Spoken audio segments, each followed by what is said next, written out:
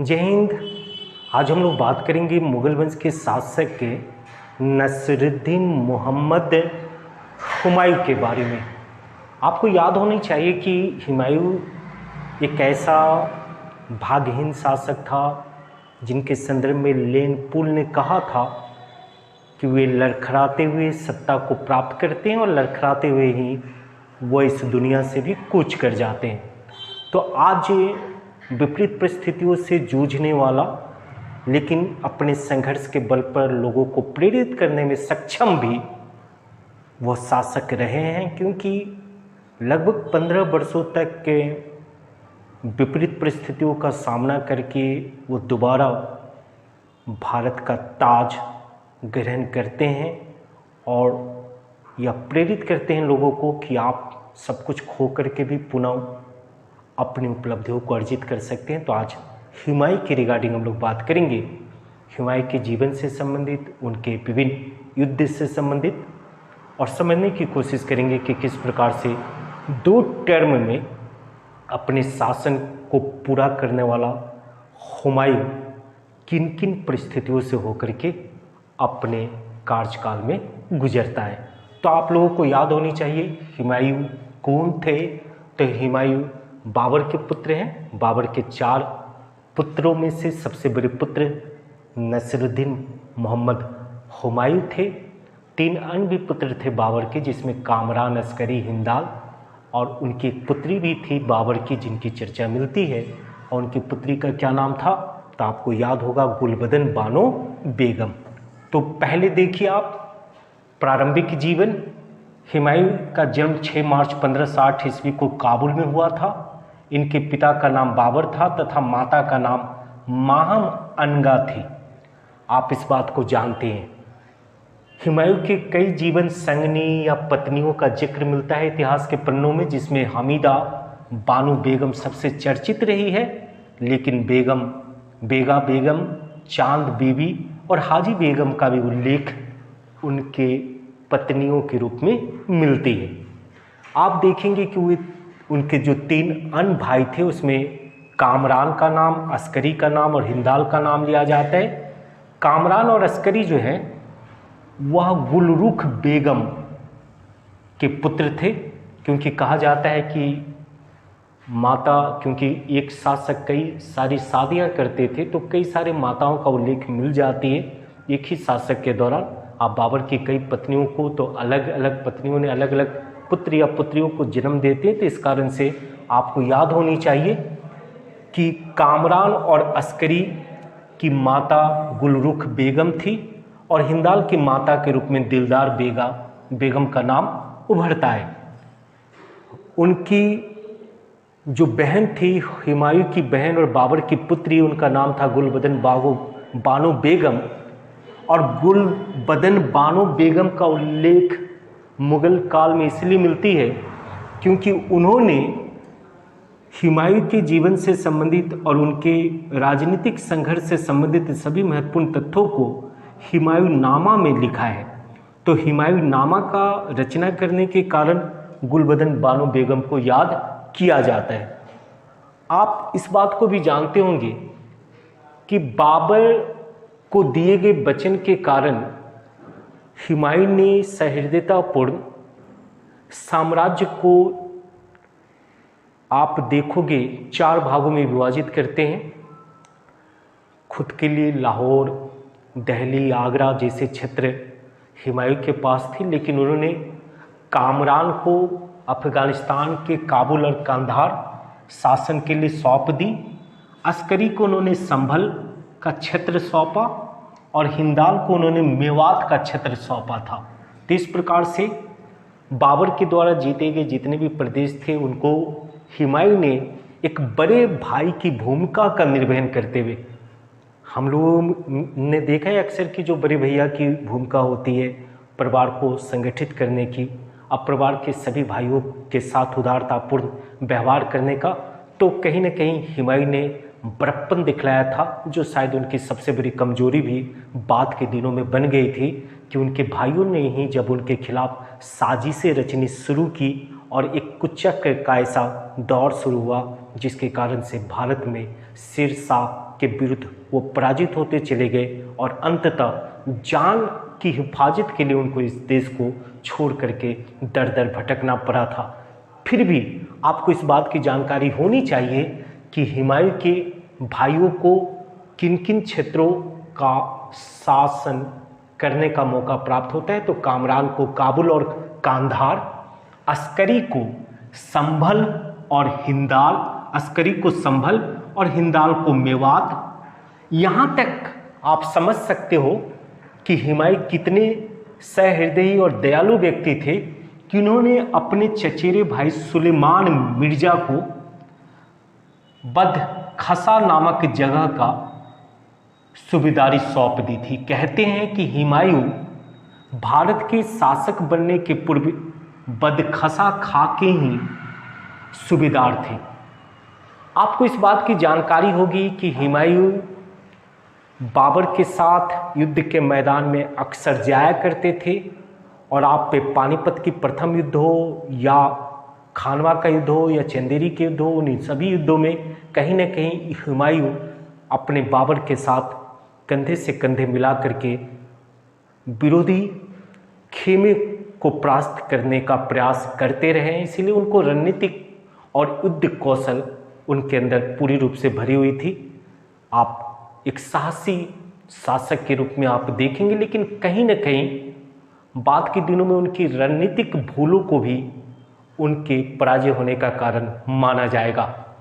तो हुमायूं के व्यक्तित्व की जब अध्ययन की जाती है तो एक पढ़ा लिखा विद्वान शासक, सहृदय शासक, कुशल सेनानायक, लेकिन रणनीतिक कौशल का अभाव उनके पराजय का मुख्य कारण बना और साथ साथ उनके अपने भाइयों की असहयोगात्मक रवैया भी उनके पराजय का कारण बना।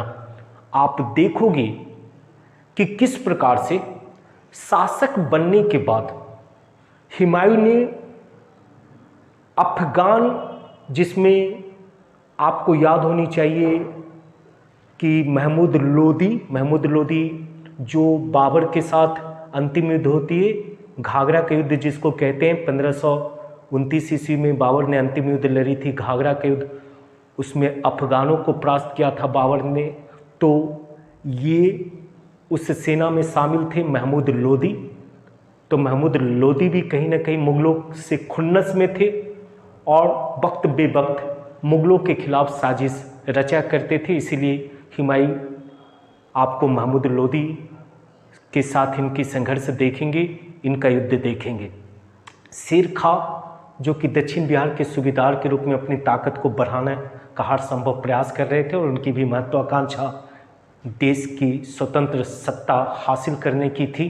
तो इसीलिए शेर खा, जिनको बाद में शेर शाह के नाम से हम लोग जान पाएंगे, तो शेर खा उर्फ शेर शाह के साथ भी हुमायूं को संघर्ष करते हुए आप देखोगे।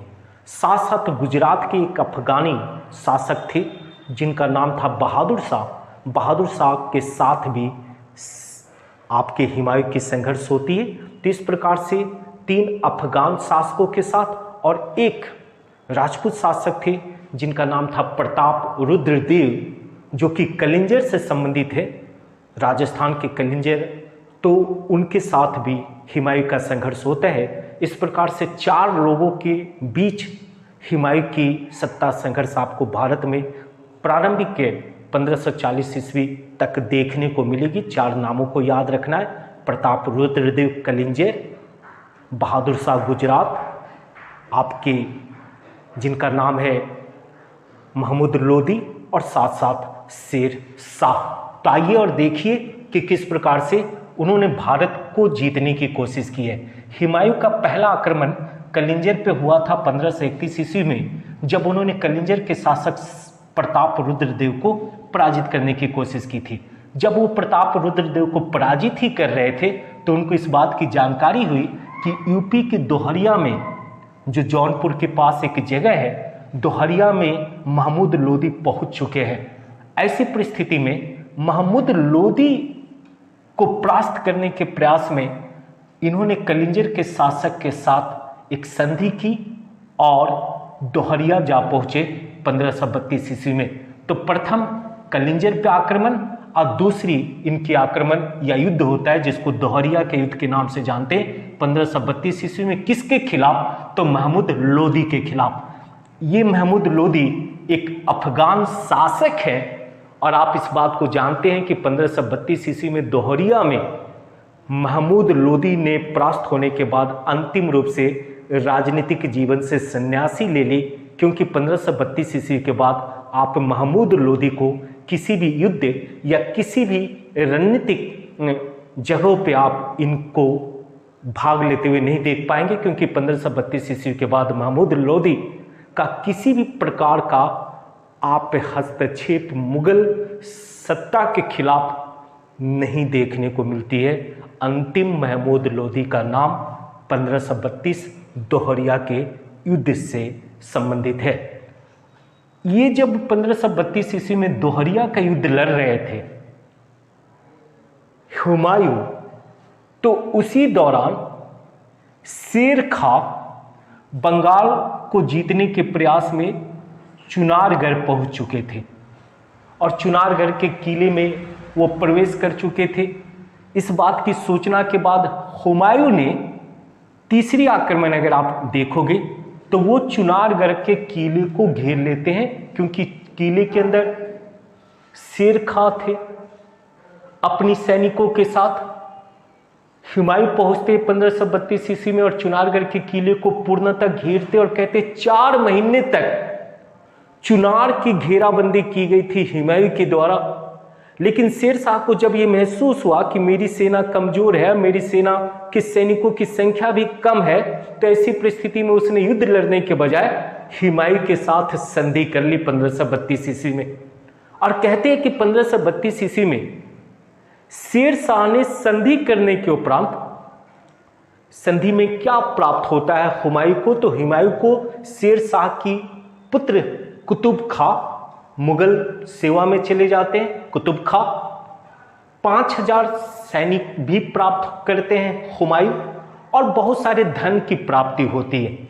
धन से खुश होकर के हुमायूं 1532 के बाद 1533 ईस्वी में दिल्ली के समीप एक नगर स्थापित करते हैं जिनका नाम होता है दीन पनाह नगर। याद कीजिएगा 1533 ईस्वी में हुमायूं के द्वारा जिस नगर की स्थापना की गई थी उस नगर का नाम था दीन पनाह नगर, और उसी दीन पनाह नगर में हुमायूं ने एक लाइब्रेरी भी स्थापित की थी जिसका नाम था शेर ए मंडल। क्या नाम था? शेर ए मंडल पुस्तकालय की नाम है। 1333 ईस्वी में एक तरफ दीन पनाह नगर में वैभवशाली जीवन जीने की कोशिश कर रहे हैं, हुमायूं थोड़ा आराम फरमा रहे हैं।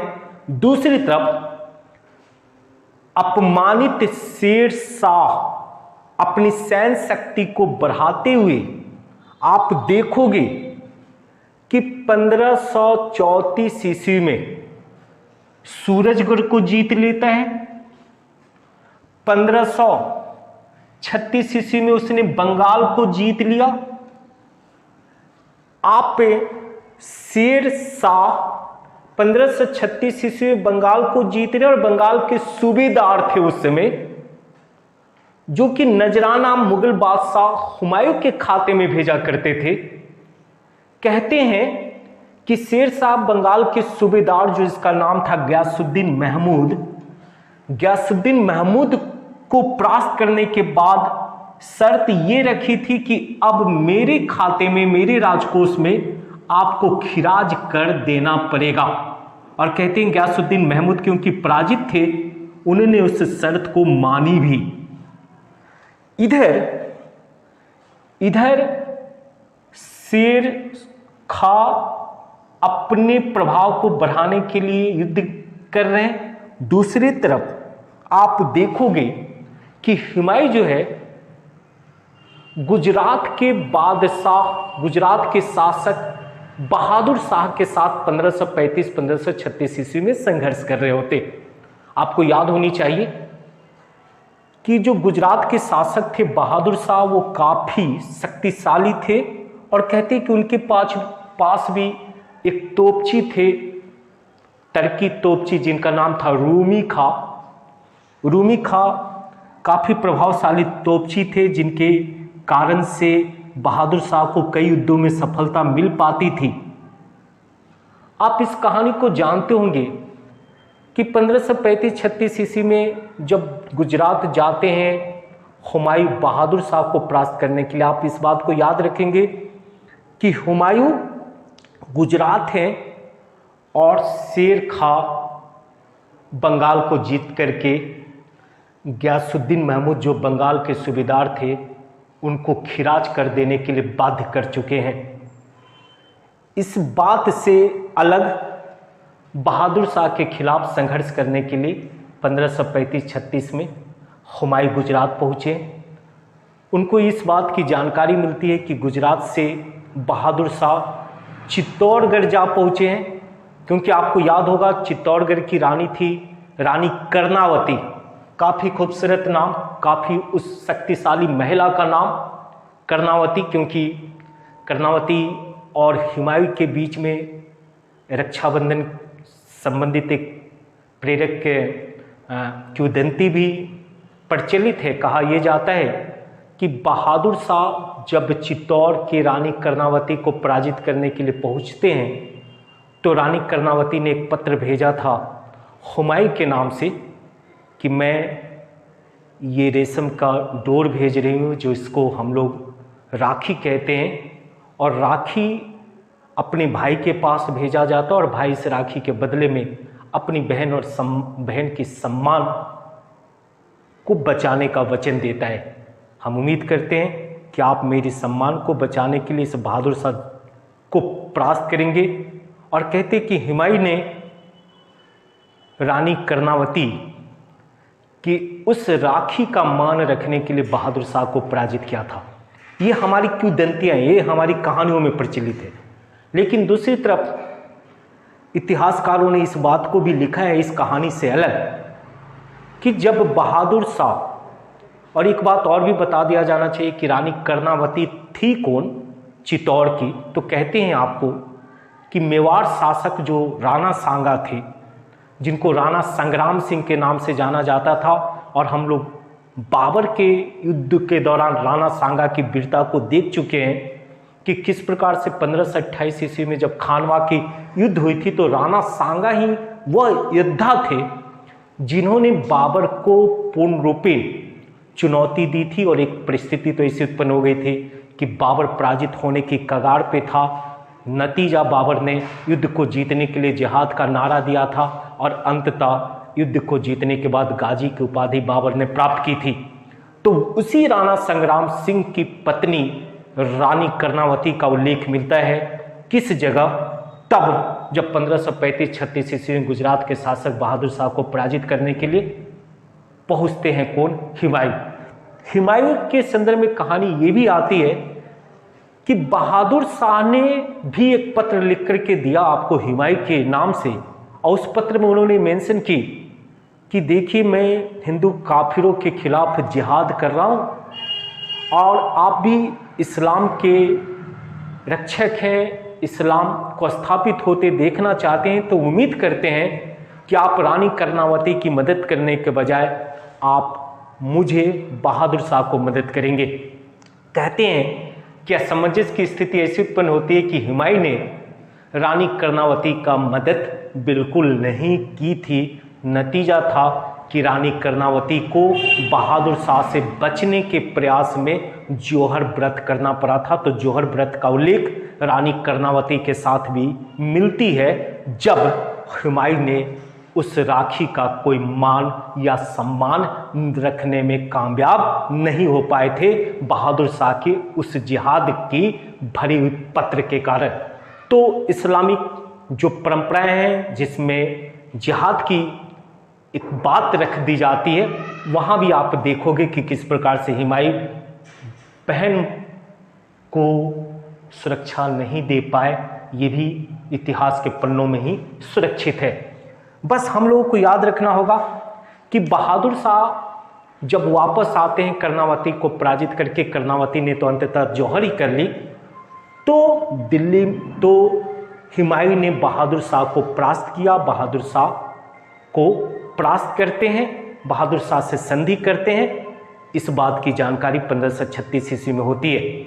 आप देखोगे कि बहादुर शाह को परास्त करने के बाद आपका हुमायूं का संबंध बंगाल से पुनः स्थापित होने जा रही है, क्योंकि बंगाल में शेरशाह जीत चुके हैं युद्ध, और ये जो सूबेदार है बंगाल का गयासुद्दीन महमूद, उसने हुमायूं के पास पत्र भेजा कि आप मेरी सुरक्षा कीजिए शेर खां से।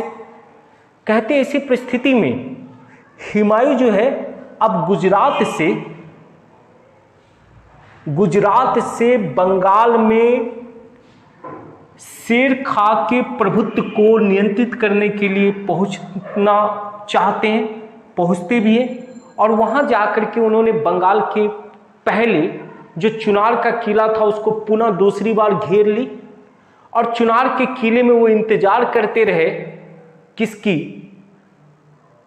तो शेर खां की। लेकिन शेर खां चुनार पहुंचने के बजाय गौर पहुंचता है, और गौर पहुंचकर कहते हैं कि वहां पर जाकर के काफी लोगों की हत्याएं करता है अपने साम्राज्य के स्थापना के प्रयास में। हुमायूं इंतजार करते रहते हैं, और अंततः उन्होंने दूसरी बार 1537 ईस्वी में चुनार का किला की घेराबंदी करने के उपरांत जब गौर वापस आते हैं तो देखते हैं कि कई हत्याएं हो चुकी है। तो उन्होंने उस परिस्थिति को देखते हुए गौर का एक नया नाम रखा था, जन्नतावाद। इस बात को भी याद रखेंगे, 1538 ईस्वी में गौर को हुमायूं ने किस नाम से पुकारा, जन्नतावाद के नाम से। अब हुमायूं भी गुस्से में है और शेर शाह भी अपनी श्रेष्ठता का परचम लहराने के लिए आतुर है। ऐसी परिस्थिति में हुमायूं और शेर शाह के बीच में अंतिम दो जो जंग है, जिसको आप चौसा का युद्ध और कन्नौज या बिलग्राम के युद्ध के नाम से जानते हैं, इन दोनों युद्ध को आपको याद रखना ही होगा। आपको याद होगा कि चौसा का युद्ध 26 जून 1539 ईस्वी को लड़ी गई थी। चौसा बिहार के बक्सर के पास जगह है, कर्मनासा और गंगा नदी से के आसपास मिलता हुआ ये जगह। आपको याद होगा कि 26 जून 1539 ईस्वी को ये युद्ध लड़ी गई थी, लेकिन चौसा में दोनों सेना की घेराबंदी लगभग 1 माह तक रही थी। दोनों सेना एक दूसरे के सामने थी, लेकिन दोनों ही सेना एक दूसरे के ऊपर आक्रमण नहीं कर रही थी। हुमायूं कि वहां भी रणनीतिक कुशलता का अभाव देखने को मिलता है, क्योंकि शेर शाह एक रणनीतिक सूझबूझ के तहत 1 माह से खड़ी सेना के साथ आक्रमण नहीं कर रहा था, क्योंकि वो इंतजार कर रहा था बारिश होने का। और जून में जैसे ही बारिश होती है और उस बारिश के पानी से कर्मनासा नदी का जल स्तर बढ़ जाता है और गंगा नदी में भी जल स्तर बढ़ जाता है, तो अचानक शेर शाह हुमायूं के ऊपर आक्रमण कर बैठता। और ऐसी परिस्थिति में हुमायूं को जान बचाने के लिए नदियों में कूदना पड़ता है। कहानी तो ये भी बताई जाती है कि चौसा में वो कूदता है या गिर जाता है अपने घोड़े के साथ, और कहते हैं कि गंगा नदी में कूदने के कारण या गिर जाने के कारण उसकी जान भी चली जाती अगर एक निजाम नामक भिश्ती, क्या नाम था, निजाम नामक भिश्ती ने हुमायूं को नदी से बाहर नहीं निकाला होता। कहते हैं कि भिश्ती ने, निजाम नामक भिश्ती ने हुमायूं को गंगा से बाहर निकाला। इससे खुश करके हुमायूं ने उस भिश्ती, जिसका नाम निजाम था, निजाम भिश्ती को 1 दिन के लिए भारत का बादशाह घोषित कर देता है, और उस 1 दिन के बने हुए बादशाह ने 1 दिन में ही चमड़े के सिक्के को जारी कर देने की आदेश भी दे दी थी। तो आपको याद होना चाहिए कि चमड़े के सिक्के 1 ही दिन के शासन में किसने जारी करने का आदेश दिया था, तो निजाम भिश्ती ने। और सुल्तान उनको किसने घोषित किया था, भारत का बादशाह किसने घोषित किया था, तो हुमायूं ने। किस युद्ध के उपरांत, चौसा के युद्ध के उपरांत। शेर खां चौसा के युद्ध के बाद एक नई उपाधि ग्रहण कर लेता है, शेर शाह। इस बात को भी याद रखेंगे कि शेर खां चौसा के युद्ध के बाद शेर शाह बन जाते हैं, और उन्होंने और उन्होंने हुमायूं का पीछा करते हुए कन्नौज, उत्तर प्रदेश में जो जगह है कन्नौज जिसका पुराना नाम बिलीग्राम था, वहाँ पहुँचते हैं। और कन्नौज का युद्ध 17 मई 1540 ईस्वी को होती है। और कन्नौज के युद्ध में हुमायूं शेर शाह से बुरी तरीके से पराजित हो जाने के कारण भारत छोड़ करके सिंध भागने पर मजबूर हो जाते हैं। और कहते हैं कि सिंध में ही जाने के बाद उन्होंने हिंदाल के गुरु थे जिनका नाम था मीर अली की पुत्री हमीदा बानो बेगम से 29 अगस्त 1541 ईस्वी को विवाह कर लिया था।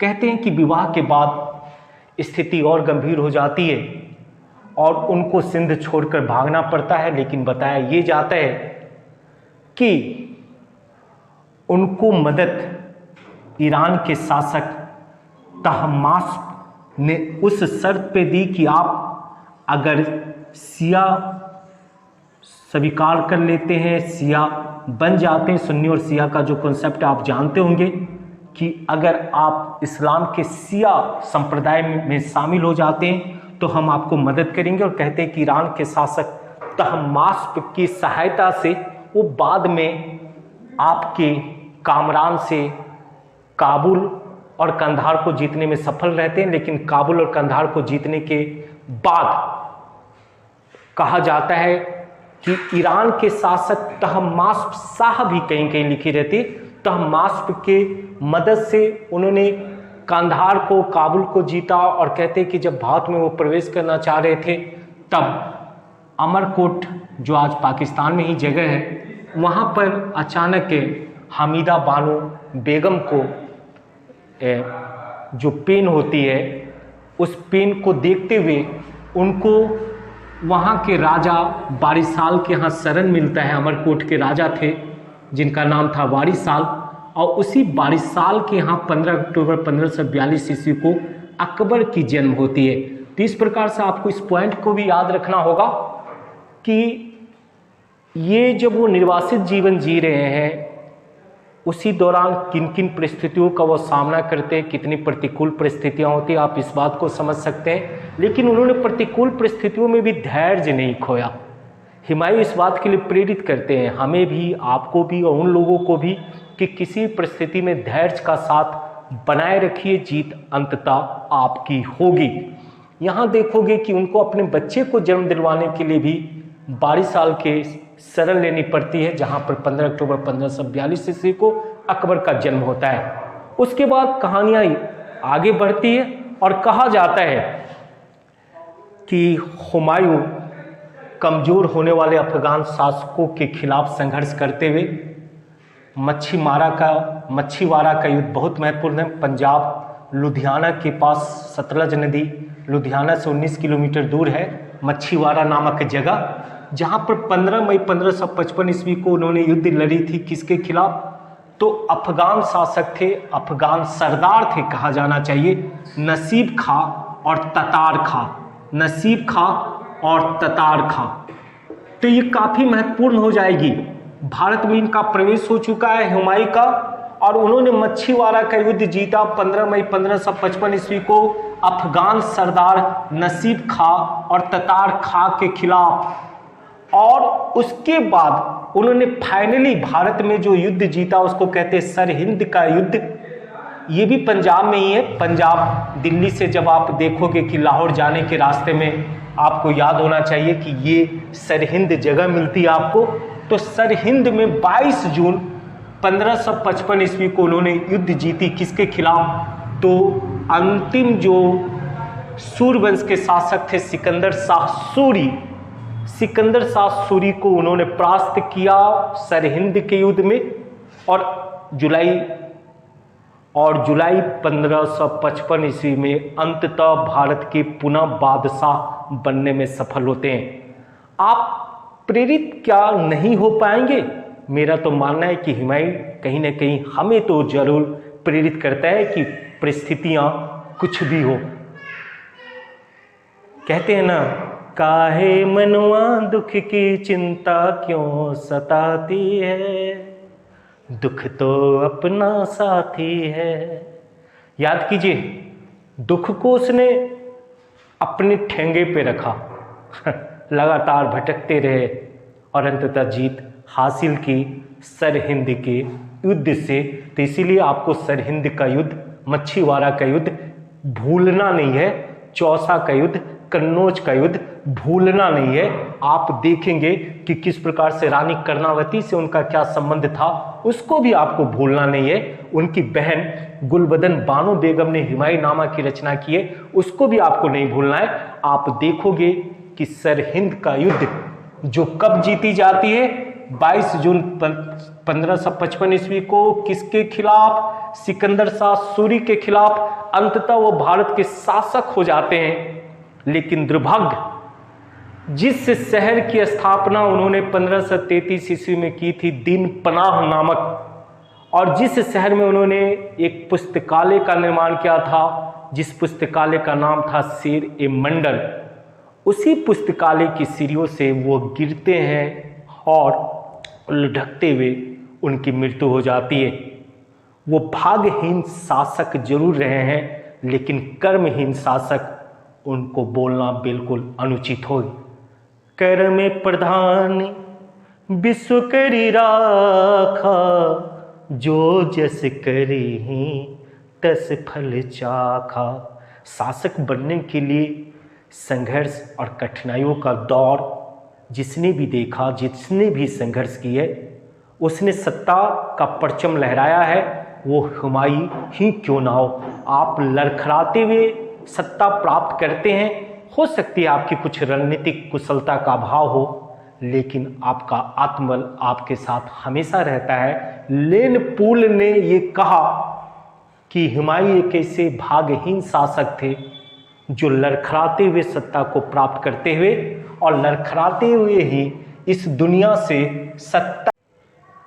चलिए, तो हम लोग उम्मीद करते हैं आपको ये वीडियो बहुत पसंद आएगा, क्योंकि एक भी तथ्य को हमने छोड़ा नहीं है।